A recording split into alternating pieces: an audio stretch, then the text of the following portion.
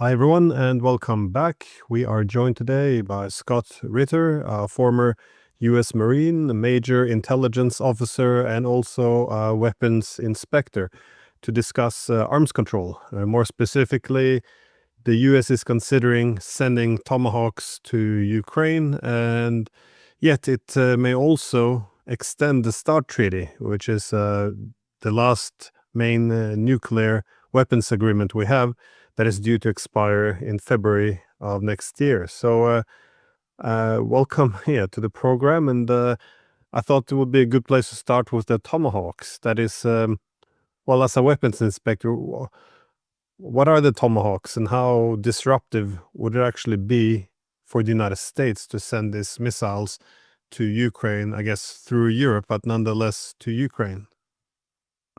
Well, the Tomahawk is there's three variants of it that were made. There's an air-launched variant, there's a sea-launched variant, and then there's a ground-launched variant.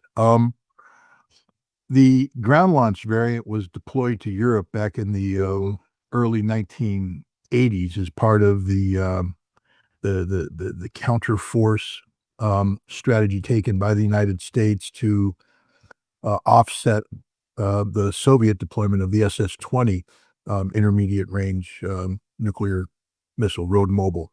The SS-20 was seen as changing the balance of power in Europe, giving the Soviets tremendous amount of advantage. And, we needed to counter it. So we deployed two systems, the Pershing II, which is a solid rocket missile, very capable, very accurate.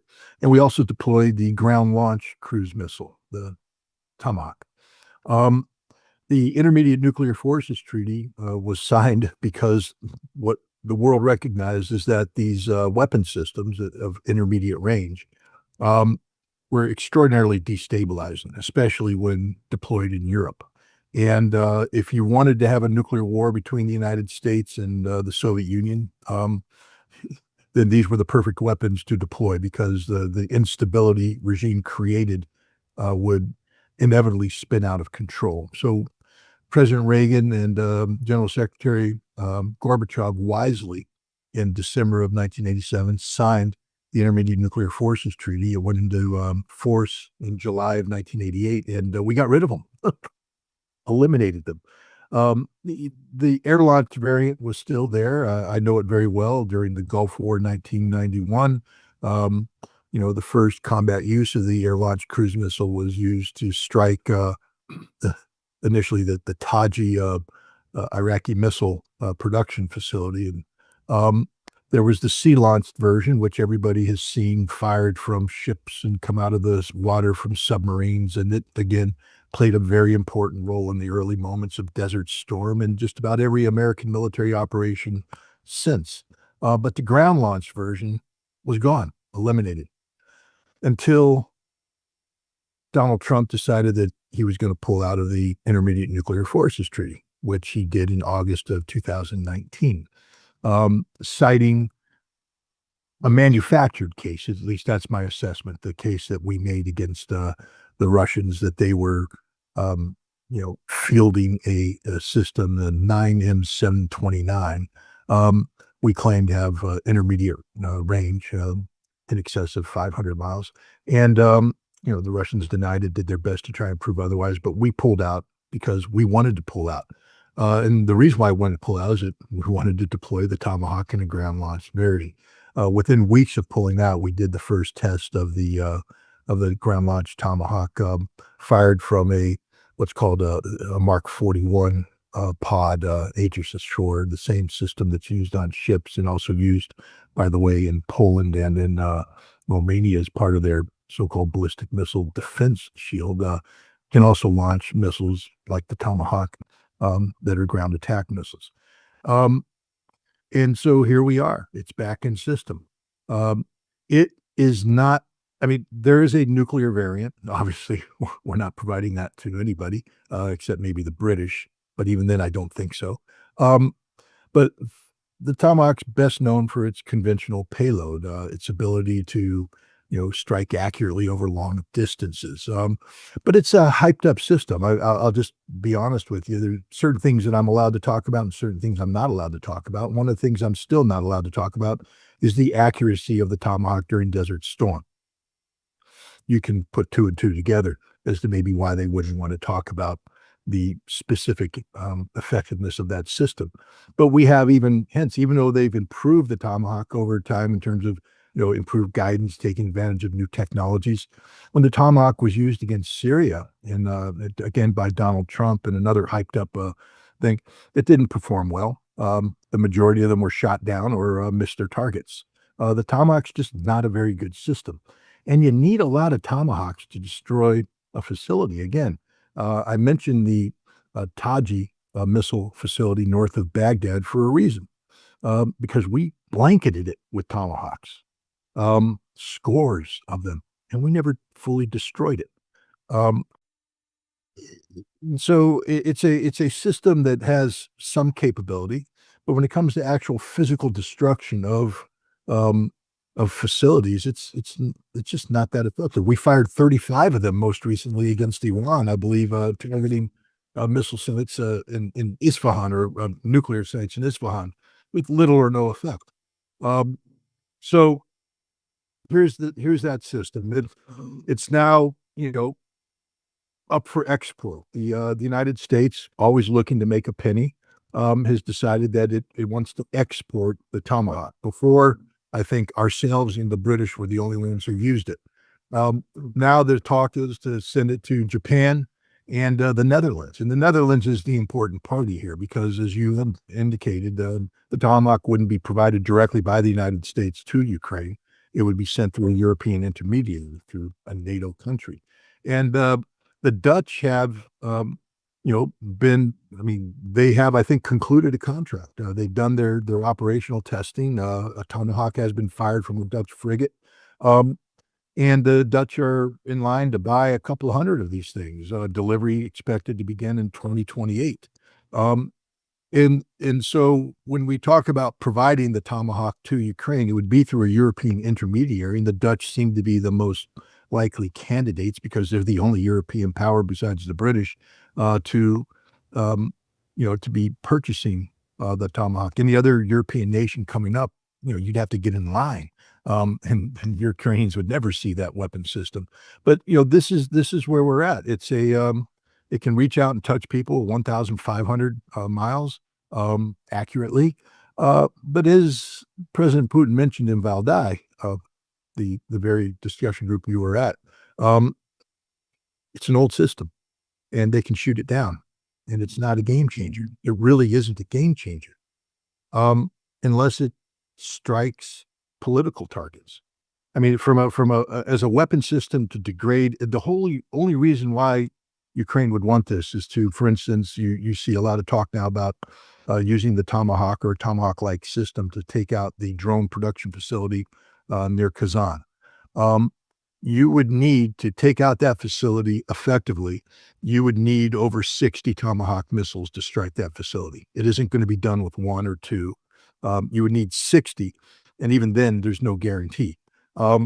To strike other facilities, for instance, if you want to take out the Vodkinsk missile assembly plant, where the Russians are pumping out the Iskander-S's, they're pumping out the Oreshnik, they're pumping out other systems, strategic as well, you would probably have to strike that facility with well over 100 Tomahawks. And even then, there's no guarantee of success. It's just not that effective of a system. But when the discussions were about the destabilizing nature of these Tomahawks, again, during the Cold War, still then, the main premise was that this would be primarily functioning as a deterrent, but the concern would be that they could be employed in a first strike, something along those lines. But this time, we're talking about using them actively in a war against Russia. That is, we see Western leaders talk about the need to send long-range missiles, assist them with it in order to strike energy facilities, weapons production facilities, some even calling for political targets. So it is very different. This is a I mean, when do we cross the line between a proxy war and a direct war? Trump used to be opposed to this. I remember he was quite vocal against Biden's sending the ATACMS, as this was definitely one step too far. And even in the Oval Office, he when he was yelling at Zelensky, he was warning that he's playing with World War III here. What happened to the caution? I mean, Trump used to understand the severity of this, and now it seems very casual to talk about the need to send Tomahawks. I guess, which also takes me to my question about the involvement of U.S. troops. To what extent is it necessary to have U.S. or perhaps Dutch troops to assist the Ukrainians with this weapon system? In other words, when do we cross that line to a direct war? Glenn, with all due respect, we've crossed that line already. We are at war with Russia. We just don't acknowledge it. But it's a war. The Russians know this. They've made statements to that effect. And even Marco Rubio says we are in a proxy war with Russia. That's a war. We are direct participants in this conflict, and we have been for some time now. The Tomahawk, however, would be literally a bridge too far. First of all, it's a nuclear-capable system. The deterrent factor that it had back in the 1980s wasn't because it delivered a conventional payload, it's because it delivered a nuclear payload. During the Cold War, when the Tomahawk was first deployed to Europe in a ground launch version, it was a nuclear capable system, and that's what made it so dangerous. And it could be used to participate in a first strike. There was actually a plan in place to use the Pershing II to decapitate Soviet leadership, command and control. And then the Tomahawk, combined with Trident missiles launched from Ohio-class submarines, operating close to shore on a reduced trajectory, would seek to destroy as much of the Soviet, nuclear missiles as possible to create an inevitability of defeat. Classic first strike. This has made it so destabilizing, and that's why the decision was made to get rid of them. But now, when you have to ask yourself, if you're a Russian and you see a Tomahawk being fired at you from Ukraine or from anywhere, how do you know it's not nuclear? How do you know it's not part of this decapitation? If you go back to December of 2021, when the Russians were talking to the Biden administration about Ukraine, the Russians made it clear over and over again that the one thing that they worried about more than anything else was NATO long-range missiles based on Ukrainian soil. You see, Ukraine is like a fist in the Russian womb. All the Russian strategic infrastructure was, designed during Soviet times and placed during Soviet times when Ukraine was part of the Soviet Union. And so, where the Russian facilities are and capabilities are, bases are, was considered to be part of a strategic depth. It would take some effort to get from, NATO countries through the Warsaw Pact into the Soviet depth. Because remember, it wasn't just Ukraine, but you had the whole buffering states of Romania, Bulgaria, Czechoslovakia, Hungary, East Germany. They all provided a buffer too in terms of, space. And now, NATO expansion has brought NATO right up to the Russian borders. And now with Ukraine, you just come in and literally all of the Russian strategic depth is now exposed. And the Russians said, we can't allow NATO to put long-range strike capabilities in there. And the Biden administration would not commit to not doing this. So literally the Tomahawk is the Russian nightmare coming true. And the Russian nuclear doctrine is quite specific, that if a non-nuclear state is empowered by a nuclear state to strike Russia, then Russia will treat it as an attack by a nuclear state and respond with the full capacity of its capabilities, which is nuclear. And so we need to acknowledge right up from the start that any use by Ukraine of Tomahawk missiles would bring about a possible Russian nuclear response, especially if they struck political targets. Could you imagine a Tomahawk missile hitting the Kremlin, hitting St. Basil's, hitting the Bolshoi Theater, hitting St. Petersburg. Imagine what would happen if the Russians provided caliber missiles to Venezuela, and then the Venezuelans fired them, and they struck the Capitol, they struck the White House, they struck the Smithsonian. Um, you think the United States would go, oh, well, it's just war? Or would we not only eliminate Venezuela forever, but probably eliminate the Russians as well for facilitating this attack? Because I would imagine that the caliber missile could not be fired without assistance, targeting assistance, technical assistance from Russian technicians. The question now is, can that Tomahawk be operated by Ukraine, without assistance?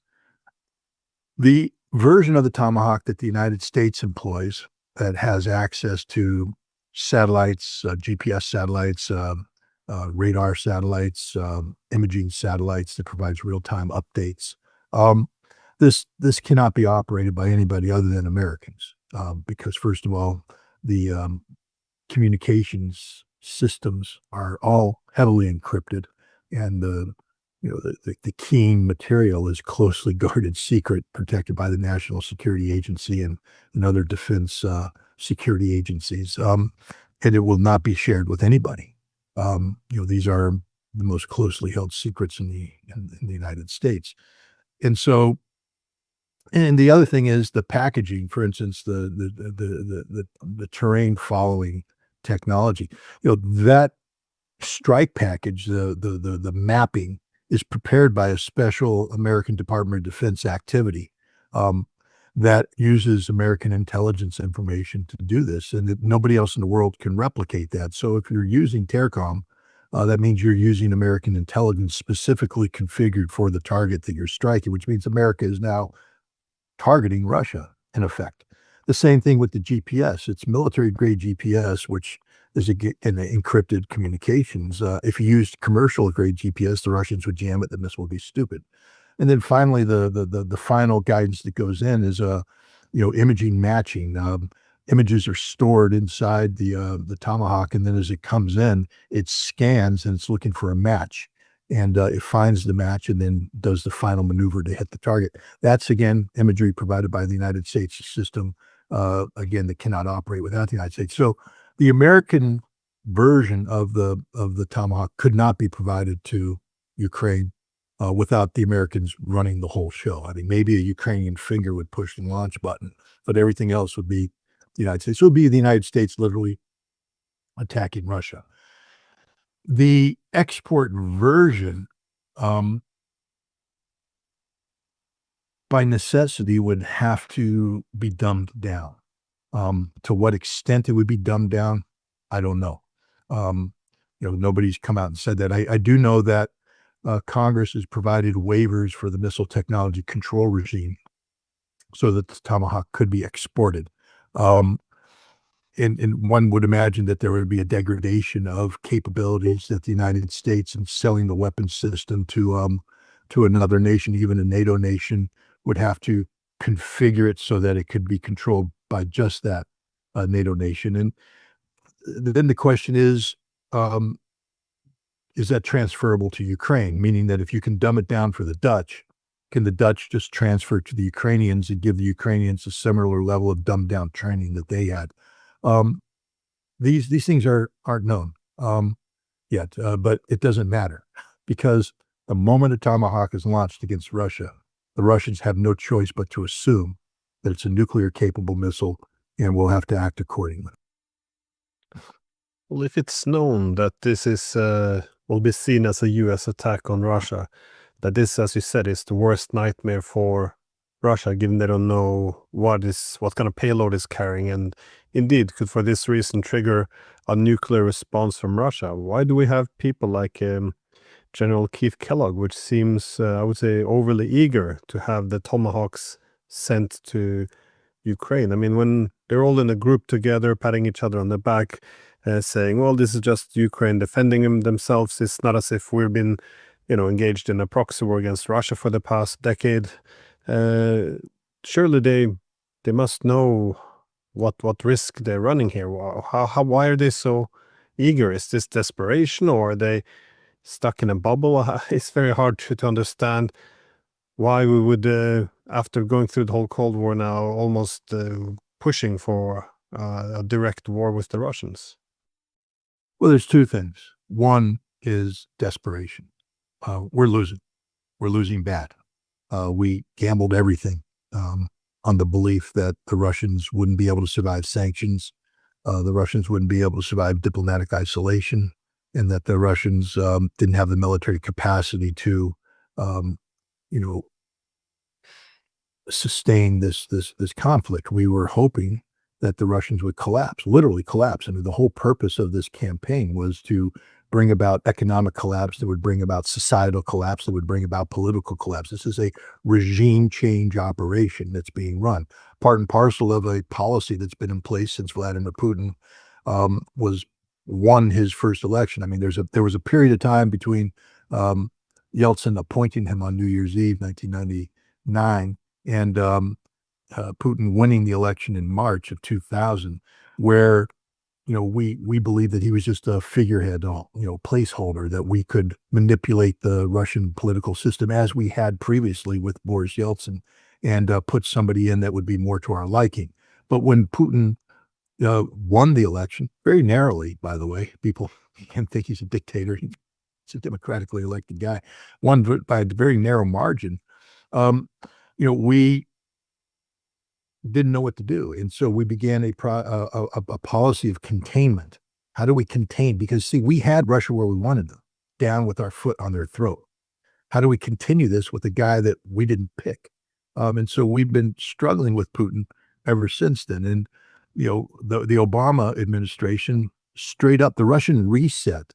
You remember that famous red button that Hillary Clinton pushed and giggling with, Sergei Lavrov, was a regime change operation. The whole purpose of the reset was to keep Vladimir Putin out and keep Dmitry Medvedev in.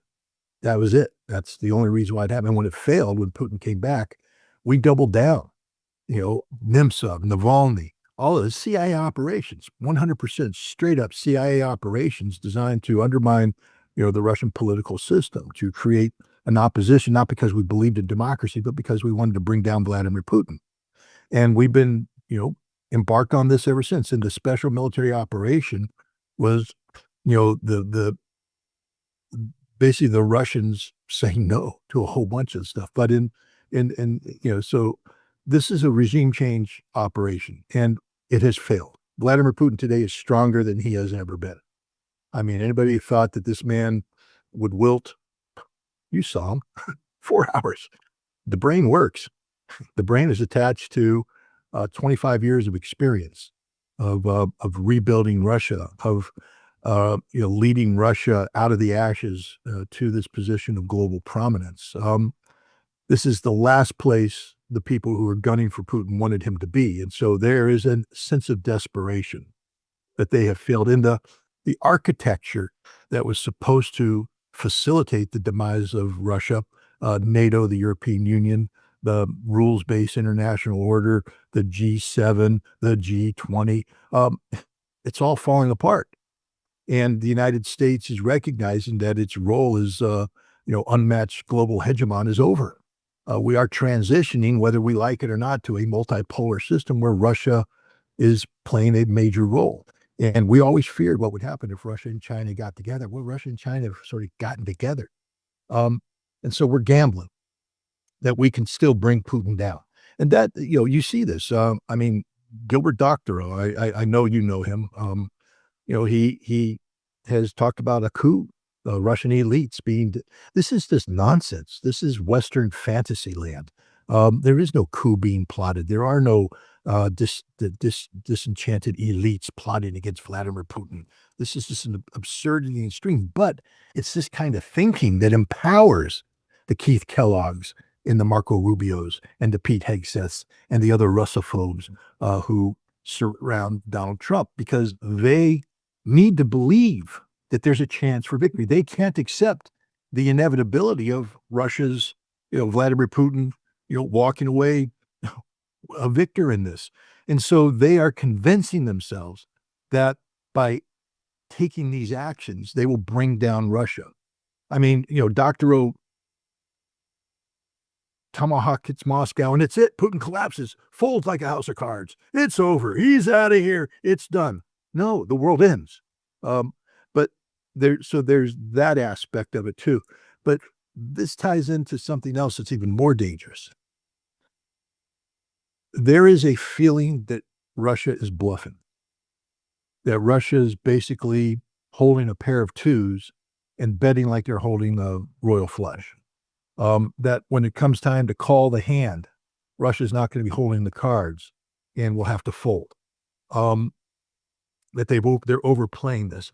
And a large part of the reason why people believe this is because of the maturity of Vladimir Putin and not overreacting to all the provocations, and the reticence of Russia to escalate unnecessarily.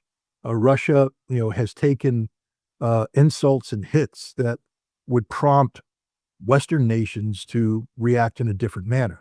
But Russia instead has absorbed this, much to the frustration of many people in the West who are like, why is Russia taking this? Why is Putin not? Because they're winning. The bottom line is they're winning across the board. Russia's not losing any aspect of this confrontation, this proxy war with the West. They're winning every aspect of it. And Putin's confidence in his 4-hour presentation at Valdai certifies this, that, he is a man who is confident of where Russia is and where Russia's going. And he's confident of Russia's capabilities. But people inside the Trump administration believe that he's bluffing, that all we have to do is call his bluff. And so that's why they're pushing for this. They're crossing red lines that any rational player would never cross. One of the reasons why they do this is that they have been infected with Russophobia. And Russophobia literally deadens the brain about the reality of Russia. Russophobia prevents you from having a realistic assessment of Russia. The CIA is thoroughly infected with Russophobia. You saw this in 2016 with the nonsense of Russiagate and how the CIA orchestrated this, deliberately manufacturing or exaggerating or misrepresenting intelligence for political purposes, because they believe in their heart of hearts that Vladimir Putin was an evil, dictatorial autocrat who had to be removed for the good of the world. And two, that the Russians couldn't back up their posturing, that if we just pushed the Russians, they would collapse.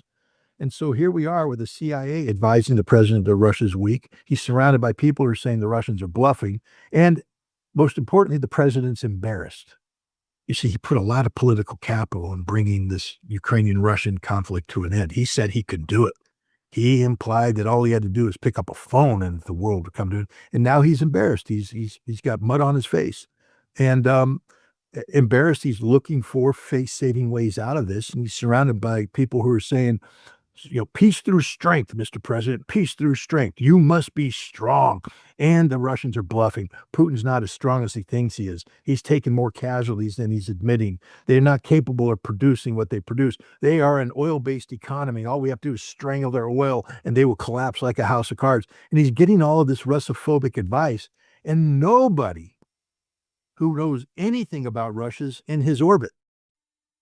I mean, Steve Witkoff has a window into the reality of Russia through Kirill Dmitriev and his occasional meetings with Vladimir Putin. But Witkoff's not a good conduit because Witkoff can't translate Russian reality into effective advice for Donald Trump. Witkoff is simply a tool used by Donald Trump to send messages to Russia, but he's not a very good conduit for receiving messages and accurately portraying the Russian reality.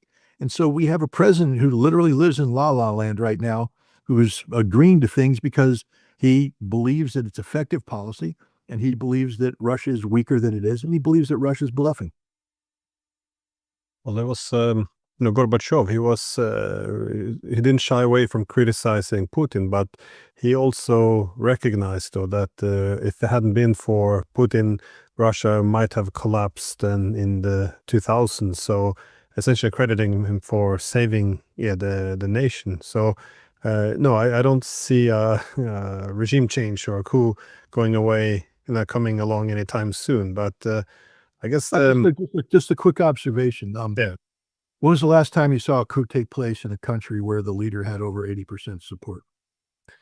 Yeah, that's the thing. It's even if one would get rid of him what is the stable alternative? It wouldn't be great for Russia, but I guess my point is it wouldn't be great for us either. Every time we, daydreaming away of getting rid of Vladimir Putin, we seem to be envisioning him being replaced by another Yeltsin, some liberal softy who will do as they're told. But the main pressure which would come, or frustration which would come towards Putin, appears to be that his restraint is being interpreted as weakness in the West. So he didn't do anything significant in retaliation against the HIMARS, F-16, etc.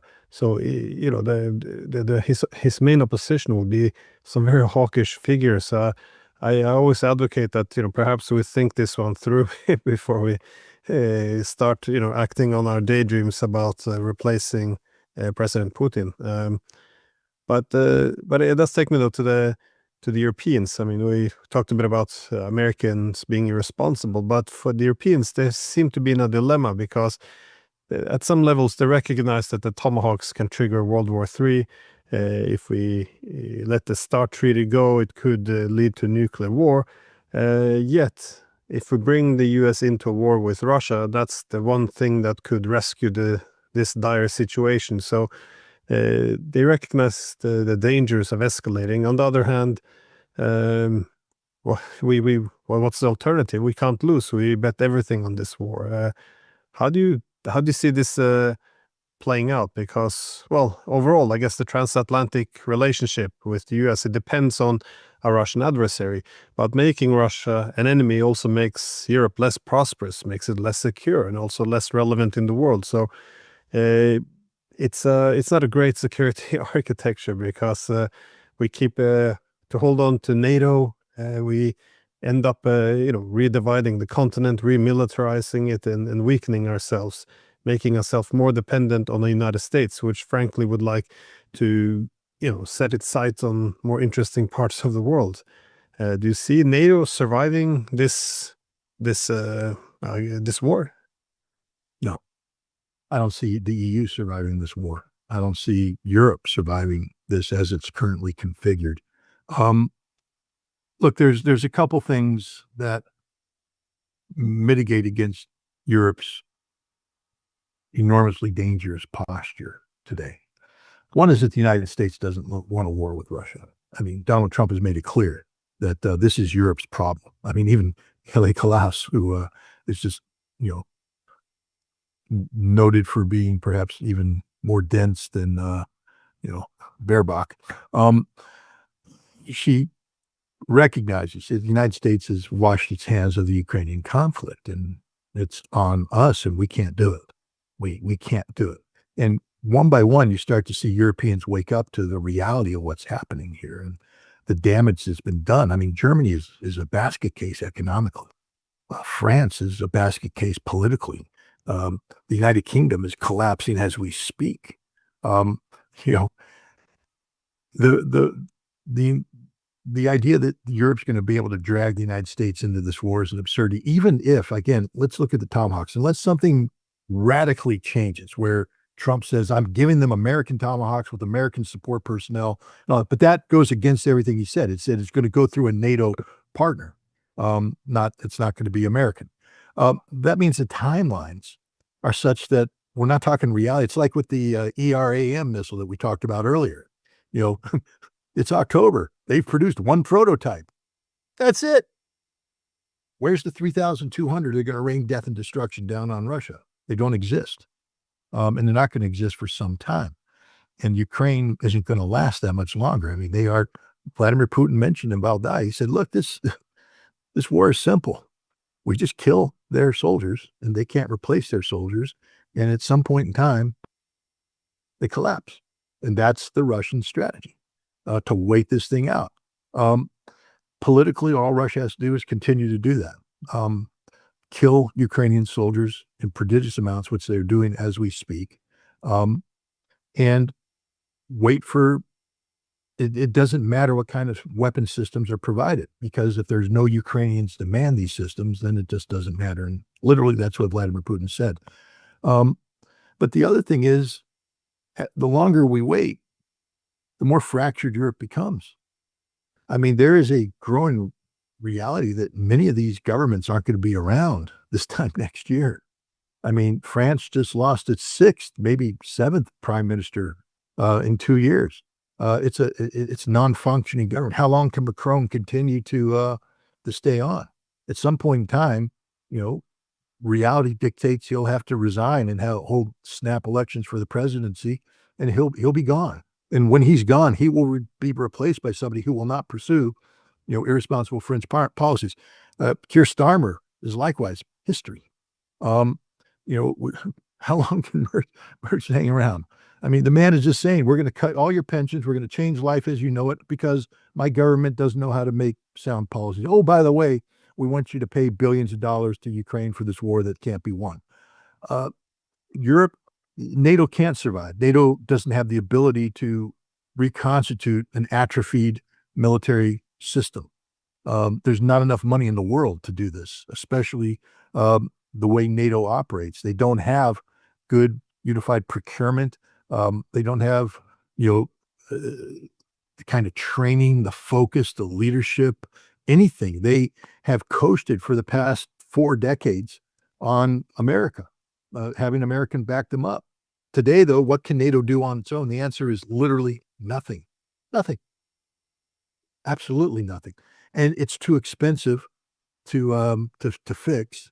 Look at the Germans, 100 billion euros in 2022 to bring the German army up to standard so it could stand up to the Russians. And last year they had to go in for more money because that 100 billion was gone. They hadn't made the military, they hadn't made a dent.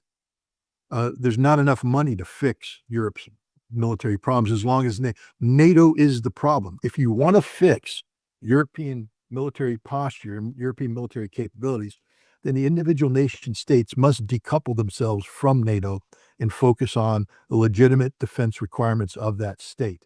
And that may require them to look to nations to their left and their right and do joint work together. But this concept of 30 nations working hand in glove is absurd. It's a fantasy, it's a fiction. So NATO is collapsing. When Mark Rutte became the Secretary General, I said he will be the last Secretary General of NATO. That prediction may in fact come true because as the European Union collapses, so too does NATO. And the European Union is collapsing as we speak. You can only buy an election so many times. We saw the European Union buy an election in Romania. We saw them buy an election in Moldova. Couldn't buy an election in the Czech Republic. And they're not going to buy an election in Germany or in France, or they couldn't buy the election last time in Poland. So it's over. It's game, set, match. Europe is collapsing. All Russia has to do is wait this puppy out. Yeah. Well, I was at Valdido, and one thing I heard from many, especially foreign generals, even Indian ones, and ambassadors, was the lack of understanding for what Russia did. You mean what it's doing in the war. Some were questioning why they're not doing what the Americans were attempting to do in Iran, that is to launch a decapitation strike, because it seems as if Russia would be in a position to do so. As it suggested, this war of attrition is very gruesome by nature, as you said, just degrading and wiping out the military of the opponent. So, how do you see this? How do you explain that the Russians just continue to degrade the military of the Ukrainians and doesn't go for a decapitation strike? When I was invited to Russia in August, I went there I was hosted by the National Unity Club. And the National Unity Club is affiliated with the Union State. And the Union State is a political economic structure that brings Belarus and Russia together. But every conversation that was held through the National Unity Club, and about the Union State is they spoke of the three sisters. See, the Union State won't be whole until a third sister joins. And the third sister is Ukraine. The West doesn't understand this because our mentality is we're at war, kill. That's what we do. I can guarantee you, America, there wouldn't be a Ukrainian government today. There wouldn't be a Ukraine today. We'd have blown it into the ashes. Doesn't mean we necessarily win because we always find a way to lose. But we would have destroyed Ukraine. The Russians Ukraine is the third sister. You don't kill your sister. Your sister's gone astray, but you want the sister to come back and rejoin the family. And that's always been the goal and objective. I mean, Western Ukraine creates a quandary because it's not orthodox. It doesn't share the same value system as you know the traditional Ukrainians, Belarusians, and Russians. The Slavic trilogy. Western Ukraine is an aberration, political, etc. That problem will have to be resolved one way or the other. If you go with Narishkin and what he was talking about earlier in the summer, give it to the Poles. No better way to take care of Banderism than to give it to the Poles who hate the Banderists. But the goal isn't to destroy Ukraine. The goal is to get rid of this Ukrainian nationalist government that has sold itself out to the West. But the goal was always and remains, I believe, to bring Ukraine back into the fold of the Slavic umbrella. The third sister returns home. And if you see it from that perspective, then you understand why there hasn't been decapitation. Because to decapitate, you would have to take out Bankova Street. You'd have to destroy Kiev. Kiev is a hero city. The hero city of the war that the Russians, acknowledge every victory day. The role played by Ukraine in defeating Nazi Germany, the pain suffered by Ukraine because of Nazi Germany is understood by everybody. And so the idea that Russia would turn on its sister when the sister has been led astray by the West it may be difficult for people in the West to understand, but it's not difficult for Russians to understand. Well, just a last question to finish on a positive note, perhaps. We'll see. But the START treaty, that is, Putin suggested this nuclear treaty, which is due to expire in new START treaty, due to expire in February. Again, this is what limits the nuclear weapons on each side. This could spark a nuclear arms race, which would, well, it shouldn't be political for. Again, this is just horrible for the whole world.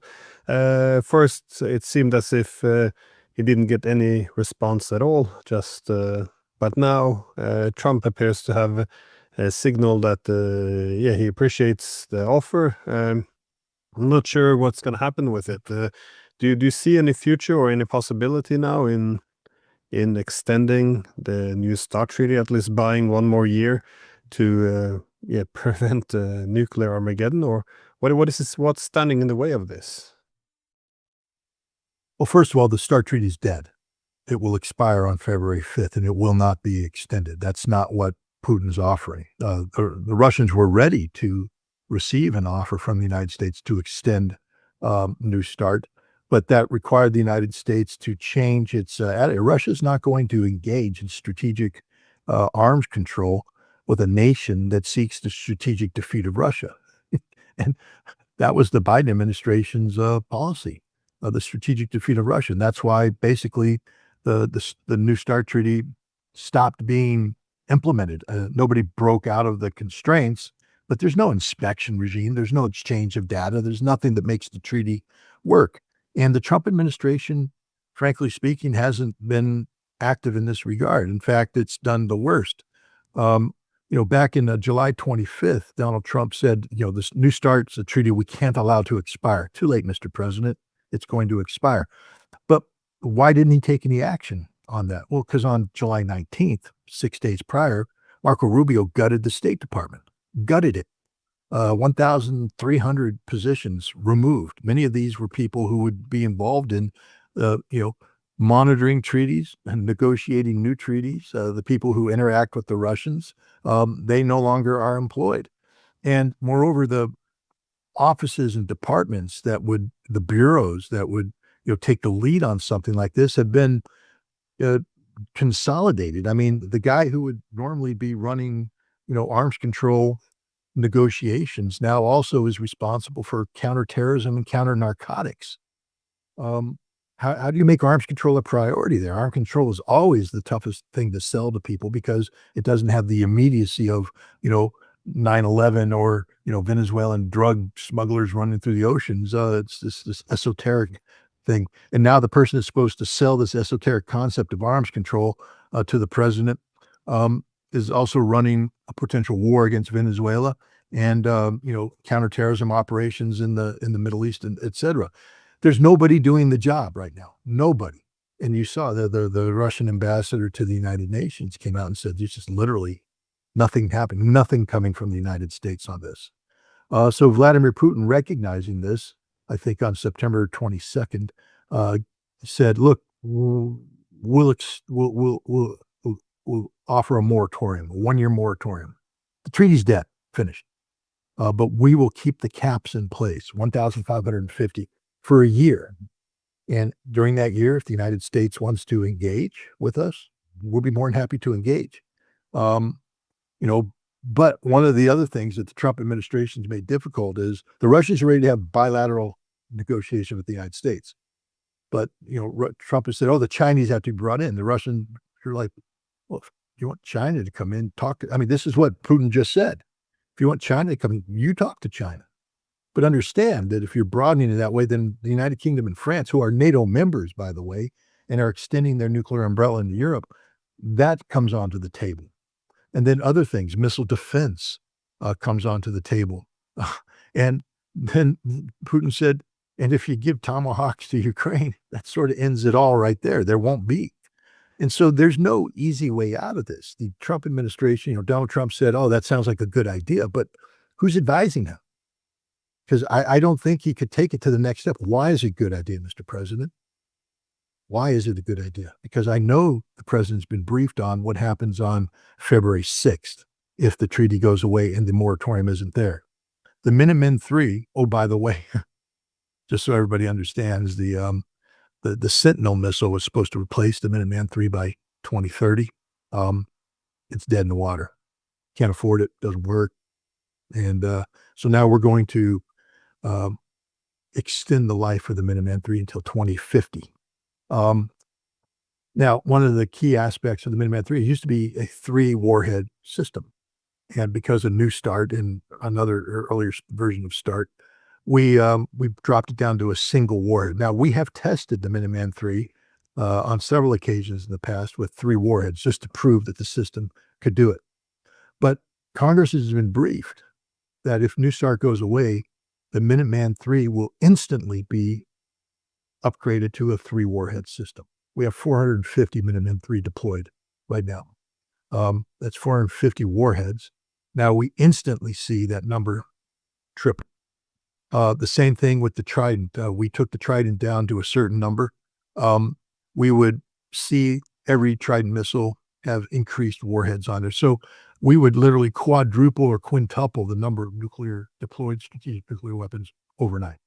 And the Russians can't just allow that to happen in a vacuum, but they have built their systems. The interesting thing is we're talking about the Trident, which is, been around for decades. We're talking about the Minuteman III, which is older than the people who operate it. We don't have any new modern system. The B-21 we can't afford. But the Russians, on the other hand, they have Sarmat, a heavy ICBM that will approach us not over the North Pole, but through the South, where we have no defenses, no detection. They have Avant-Garde, which is mounted on, the Yars and the Topo-M and others, hypersonic reentry vehicles, nuclear capable. They're building a whole new generation of missiles, the Cedar missile, the Osnia missile, with new warheads, new technology, all of which is designed to defeat current and future missile defense systems. As Putin said, we're very comfortable with what we have. We're happy where we are. We can survive without this treaty. We're ready. So Russia's ready. Russia's already configured itself to maintain nuclear deterrence capability in a post-New START environment. America's not. We will be panicking, trying to bring in older systems, et cetera. And from weakness comes stupidity. We see this. We just talked about it with the decision to deploy the Tomahawk. The United States will be entering a nuclear arms race with Russia from a position of severe weakness. And that can't lead to anything good happening. Bad decisions were made all around. So even if we get a year extension, which we have to have, by the way, I mean, if we don't do this, we're going to die. I just want to make that point clear because this administration doesn't have, um, you know, as we see with Ukraine, the wisest people advising the president. Um, and they will see from Russia strength that has to be matched with strength. And since we don't have the strength to match it, we will match their strength with posturing. We'll be the ones running around trying to because we believe the Russians are bluffing. And incidents will occur, mistakes will be made, miscalculations, misjudgments. And then there will be a nuclear exchange. And so people understand the Biden administration was ready to have a nuclear war with Russia last fall, straight up ready. They wanted that war. They said, we're ready for it. The ATACMS decision to sign off on the ATACMS in November to strike targets in the depth, the CIA said there's a 51% chance or greater that Russia will respond with nuclear weapons. And the Biden administration response wasn't, oh, they're bluffing, they'll never do it. It was, let them do it. We're ready. We'll win. We'll win that war. Of course, the man who said we'll win, Thomas Buchanan was his name, the Rear Admiral with the Strategic Command. He also said, maybe we need to be honest with the American people about what winning means because it isn't going to be what you think it is. Society will be destroyed. Everything will be destroyed. We'll have a government in place. Democracy will be dead. And the things you enjoy in life today will no longer exist. That's winning. And anytime I hear an American military officer talk about winning and accepting that victory means the defeat of American democracy, then I have to ask, what are you defending? And why are we going to war? And that's the absurdity of nuclear war. And the Trump administration is carrying on this. Remember, when we talk about the deep state, we talk about the establishment, it's real. The people who created the perception that we could win a nuclear war under the Biden administration are still in the establishment today, still in the CIA, still in in the military, still in the whole academia, the think tanks, everybody that's part of this nuclear enterprise. They're still there. That mindset still exists, and these are the people advising this president. So if we get into a situation where the United States is on its back foot, perceived to be weak, and we have to posture ourselves out of this, and the president is confronted with the decision, if you do this, there might be a nuclear war. He's being told we can win. I can't. And and that also he's being told it can be contained. We can have a limited nuclear exchange. No, you can't. Every war game that's ever war gamed a nuclear exchange between the United States and Russia has never ended with, oh, okay, we dropped just enough nuclear weapons, let's call it quits. It ends with a total exchange of nuclear capability and the world disappears. This is where we're at. This is a very, very dangerous situation. Vladimir Putin's offered not just the United States, but the world a 1-year moratorium on certain death. The question is, what not only is what America going to do, Congress passed a resolution, or not passed, the Republicans, after hearing Biden's insanity, submitted a resolution to the Foreign Affairs Committee to prohibit the transfer of ATACMS missiles to Ukraine and prohibit the provision of intelligence used to guide these things. They said it's because this would lead to war.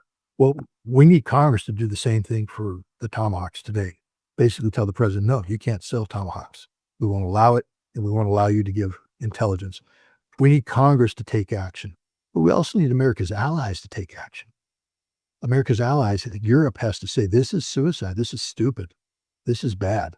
Europe needs to understand that it never owned Ukraine, and it's never going to own Ukraine. Ukraine was never theirs and will never be theirs. So drop the fantasy. You're not losing anything. You never had it. It never belonged to you. So why are you committing suicide to, on behalf of something that was never yours? Europe needs to save itself. But to save itself, it has to stop this insanity. It has to promote arms control instead of the United Kingdom and France trying to become a third superpower.